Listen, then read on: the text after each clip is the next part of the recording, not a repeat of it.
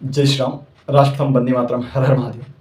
सभी देशवासियों को महाशिवरात्रि पावन पर्व पर मैं आलोक मिश्रा साधुवाद व भगवा प्रणाम करता हूँ।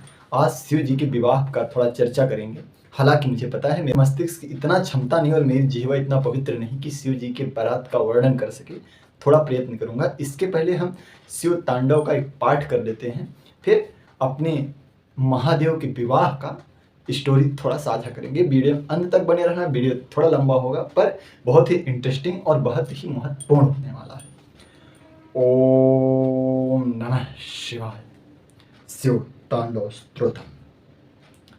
जटाटवी गलज्जल प्रवाह पावित स्थले गलेवलंबिताम्बुजंग तुंग मालिकं डमड्डमड्डमड्डमन्नमाडवड्डवर्वयं चकार चंड तांडवं तनोतु नः शिवः शिवं। जटाकटाह शंभ्रन भ्रनं निलिम्प निर्झरे विलोल बीचवल्लरे विराजमान मूर्धनि धगद् धगद् धगद् ज्वलल्ललाट पट्ट पावके किशोर चंद्रशेखर प्रतीक्षणं मम धराधरेन्द्र नंदनी विलास बंधु बंधुरश्वरद्द संत संतति प्रमोदमान मानसे कृपा कटाक्ष धोरणे निरुद्ध दुर्धरापदी क्वचित् दिगंबरे मनो विनोद में तो वस्तुनि जटाभुजंग पिंगला फुडफला मणिप्रभा क्वदंब कुंकुमप्तलिप्त दिग्वधू मुखे मधांध सिंधुरः फुरित्यगुत्तरे वमे दुरे मनो विनोदमद्भुतं बिभर्त भूत भरतरि हस्त्रलोल लोचनं प्रभस्य लेख शेखरं प्रशूलि धूलि धोरणे विभूषरांघ्रपीठ भूभुजंग राजमालया निबद्ध जाट जूटकः श्रिये चिराय जायतं चकोर बंधु शेखरः ललाट चुत्तलज्ज्वलद्धनञ्जया पुलिंग भानिपेत पंचसायकं नमन्निलिम्पनायकं सुधामयूखलेखया विराजमान शेखर महाकपालि संपदे शिरोजटालमस्तु नः कराल भाल पट्टिका धगद् धगद् धगद् ज्वलद्धनञ्जयाहुति कृत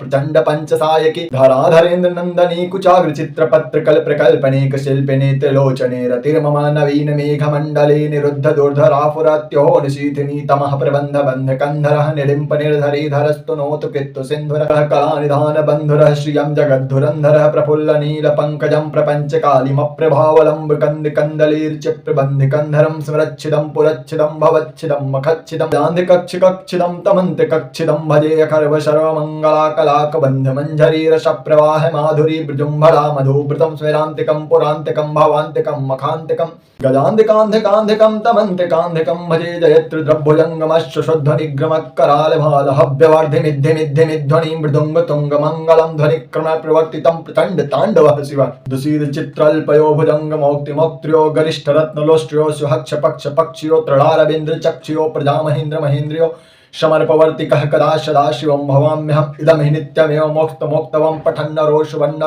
भाषमेतु सन्ततम् हरे गुरो शुभाशमातु यातिनानिथागतिं विमोहिनं हि देहिनं शङ्करस्य चिन्तनं पूजावसान समये दशवक्त्रगीतं यः शम्भपूजनं पठत्प्रदोषे तस्य स्त्रियं रथ गजेन्द्र युक्ताम लक्ष्मी सदैव शंख प्रदादि शंभो। तो शिव के विवाह पर बात करते हैं। जब एक बार राजा हिमांचल के मन में एक प्रश्न आया कि पार्वती का विवाह क्यों न कर दिया जाए, उनको योग्य वर ढूंढने लगे। तो नारद जी उनके पास आए, क्योंकि नारद जी जो थे सबसे ज्ञानी ऋषि थे और देव ऋषि थे। लोगों ने एक अफवाह उड़ाई कि नारद जी झगड़ा लगाने का काम करते हैं, परंतु नारद जी जैसा ऋषि और ज्ञानी और आज के जमाने में बोले तो पत्रकार उस समय कोई नहीं था और अभी भी नहीं है। तो उनको पता था कि पार्वती का विवाह तो शिव जी के साथ ही होना है। तो नारद जी को बुलाया गया भैया, और नारद जी से बोला गया कि पार्वती के लिए कोई सुंदर सुशील योग्य वर ढूंढ दीजिए।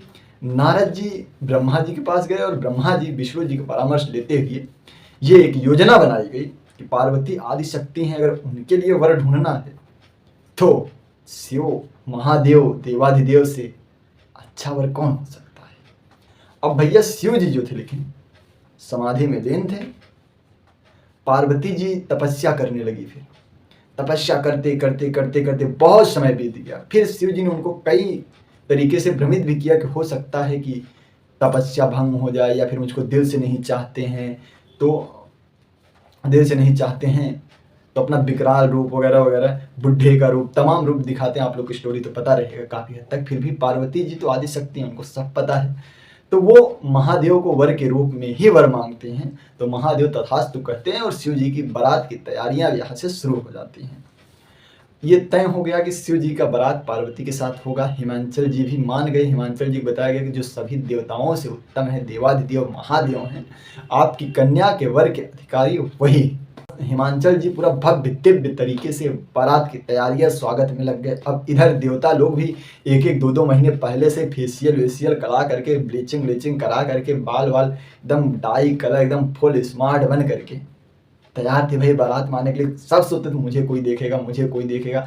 और सच ये होता है, बारात में जाते सब लोग यही सोच कर है मुझे कौन देखेगा, मुझे कोई देखेगा, पर देखता किसी को कोई नहीं है, सब खुद को ही देखते हैं। अब देवता लोग, देवियां लोग पूरा तैयार होकर के कैलाश पर पहुंच गए। अब जब कैलाश पर पहुंचे तो महादेव जी कैसे थे इसका वर्णन करते हैं, शॉर्टकट में करेंगे नहीं बहुत लंबा हो जाएगा। महादेव जी को गण लोग बोले अभी आज तो आपका बारात है, तो हम मेकअप वेकअप करवा लिया जाए। महादेव जी बोले ठीक है कर दो भैया, हमको तो थोड़ी मेकअप वेकअप कितना आइडिया है। अब एक भक्त था, बोला पाउडर लगाया जाए तो अच्छा है। पाउडर कहाँ मिले वहाँ कैलाश में, शमशान में। तो गया, देखा एक चिता जड़ी, दौड़े दौड़े बस वही राख था, भस्म था, लेकर आया और महादेव को ऊपर से नीचे तक भस्म से नहला दिया। पाउडर का काम हो गया। अब शादी में जा रहे हैं तो माला भी होना चाहिए, तो बासुकी नाग था, उनको गले में माले का काम हो गया। अब सब घोड़े पर, रथ पर, हाथी पर जाते हैं। तो महादेव जी बोले चलो नंदी का भी काम हो जाएगा, साथ में बारात में चला जाएगा और हम भी चले जाएंगे, तो बैल का ही सवारी ठीक है। अब बैल की सवारी हो गई। अब लेकिन जो उनके गढ़ थे इतने उनकी इच्छा नहीं हुई, महादेव को पूरा सजाने की तैयारी थी। बाजूबंद, कान में, और उसके बाद कमर में, सर पे मुकुट, सारा चीज की तैयारी उनके गढ़ लोग करने लगे। और हर जगह एक अलग अलग डिजाइन के सांप, गोजर, बिच्छू तैयार किए गए।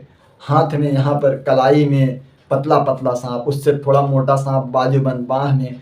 ये हुआ भी महादेव अघोरी थे, अविनाशी थे। तो ये हुआ भी कम से कम चलो कैलाश में आप कैसे भी रहते थे, ससुराल जा रहे हो पहली बार, थोड़े अच्छे ढंग से कपड़े पहना दिया जाए। तो बाघांबर था, तो महादेव को बांधा जा रहा था, छूट जाता था, बांधा जाता था, छूट जाता था। एक सांप था, पकड़ कर लेकर आए, कमर में लपेट दिए। तुम्हारी सबसे बड़ी जिम्मेदारी है और तुम हिलना मत, नहीं तो पूरी इज्जत डूब जाएगी।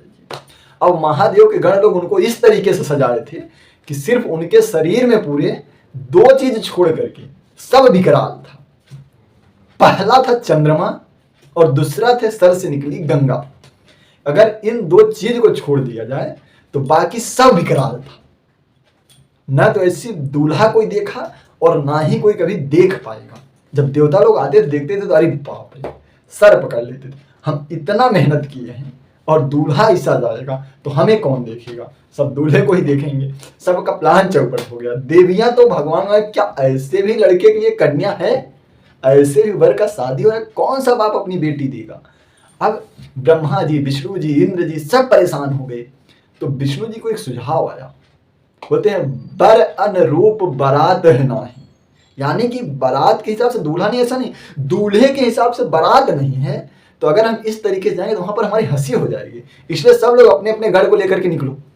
इंद्र कहने लगे अरे दूल्हे बिना बराबर, अरे निकलो। अब देवता लोग बारात लेकर निकल गए, देवता लोग बारात लेकर निकल गए। अब इधर श्रृंगी भृंगी नंदी सब, अरे बाबा बाराती भाग गए सर, बोलो तो चले फटफट फटफट सबसे आगे। तो शिव जी बोलते नहीं नहीं मत जाओ, अपने वाले को बुलाओ। तो सिंगी भृंगी पुपुहिया निकाले और बजाना शुरू किए। अब कैलाश पर जो पुपुहिया का आवाज आया, फिर जितने भूत प्रेत थे पूरे वर्ल्ड के, पूरी दुनिया के, अमेरिका को, इंग्लैंड के, फ्रांस के, नाइजीरिया के, जापान के, चीन के, नेपाल के, भूटान के, बांग्लादेश, पाकिस्तान, भारत के सभी भूत इकट्ठा हो गए और सब लोग हर हर महादेव, हर हर महादेव, हर हर महादेव, हर हर महादेव, हर हर महादेव जय घोष के साथ महादेव के चरणों में अपना सर झुकाए।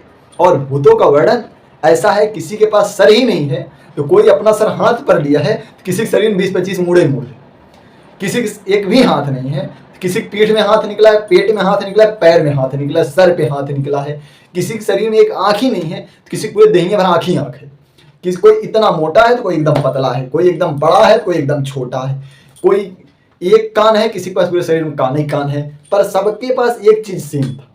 जानते हो क्या? खोपड़ी लिए थे, कुछ मिल जाएगा तो रख करके खाएंगे। अब भूत प्रेत ऐसे ही है भाई। अब सब नाचते गाते बारात लेकर चल दिए। तो वीडियो क्लिप देख लो कुछ ऐसे ही। अब जब बारात जाने लगी तो जो पहले देवताओं की गढ़ की बारात थी वो पहले हिमांचल के यहाँ पहुंची। अगुवान लोग जो होते हैं, पहले बुजुर्ग लोग आते हैं स्वागत करने, देखते हैं तो इधर इंद्र जी, ब्रह्मा जी, विष्णु जी सब एकदम सुंदर सुंदर। तो अगुवान लोग में देखे पहले थोड़ी देर, सबसे अच्छा उनको विष्णु जी लगे। तो आप ही हैं ना, आप ही हैं ना बारात, तो छुपाइए मत, हम पहचान गए आप ही। तो विष्णु भगवान, नहीं बाबा हम तो बराती हैं, दूल्हा तो पीछे आ।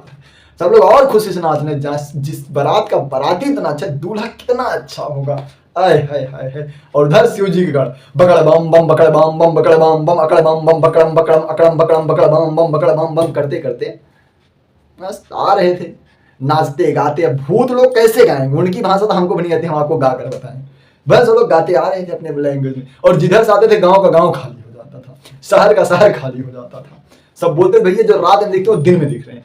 चुड़ैल, पूतना, हाकनी, डाकनी वगैरह जितने हैं सब बारात में मस्त हैं। अब इधर जो देवतागण थे सबको मस्त एकदम शरबत वरबत मस्त दबा कर पी रहे थे। उधर उनके भूत लोग कुछ जमीन से आ रहे थे, कुछ आसमान से उड़ के आ रहे थे, कुछ लोग लेट के आ रहे थे, कुछ लोग अल्टी पल्टी करते आ रहे थे, कुछ ढंगलाते आ रहे थे। अब एक भूत आसमान से उड़ते हुए आ रहा था, देखा। अब जो अगवान शरबत दे रहे थे उनकी नजर भूत पर चली गई। अब शरबत नीचे गिर रहा है, ग्लास ओवरफ्लो हो रहा है।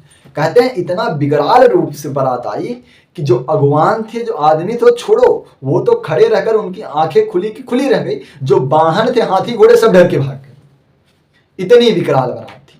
पता चला जब हिमांचल की पत्नी को, मैना को, तो नारद जी को बोलने लगी कैसा कुछ भी होता तो अगुआ ही गाली खाता है अभी भी। तो बोलते नारद जी कौन सी ऐसी दुश्मनी निकाले कि इतनी फूल सी कन्या के लिए ऐसा वर। तो मैं अपनी कन्या का विवाह नहीं करूंगी, पर्वत से लेकर के नीचे कूद जाऊंगी, आग में जल जाऊंगी, मर जाऊंगी, पर विवाह नहीं करूंगी। जब शंकर जी आ गए जनवास में तो आई नाउन परछने, परछी नेक मांगी तो एक सांप निकाले और उसके थाली में दे दिए। परात पटक के भागी। दूसरे देवता लोग बोलने लगे ये कौन सा रिवाज है, तो अपमान होगा। महादेव बोले चुप रहो, यहाँ का यही रिवाज है। ससुराल मेरी है, तुम्हारी है, मेरी ससुराल है, तो मुझको पता यहाँ का यही रिवाज है। तो मित्रों इससे ये सीख मिलती है, जहां पर संबंध जुड़ जाते हैं ना, वहां पर कमियां नहीं निकालना चाहिए, वहां पर कमियों में भी अच्छाइयां निकालना चाहिए। इससे ये सीख मिलती है। अब जब संबंध जुड़ गया तो कमियां ढूंढने का क्या मतलब। महादेव जी बोलते हैं यहाँ का यही रिवाज है। अब बहुत समझाने की बात मैना जी मानती हैं और फिर पार्वती और महादेव का विवाह संपन्न होता है। वीडियो थोड़ा बड़ा हो गया है मुझे पता है, और आप लोगों ने अंत तक बने रहे, इसके लिए आप लोग को धन्यवाद। ओम नमः शिवाय। ओम नमो पार्वती पतये हर हर महादेव।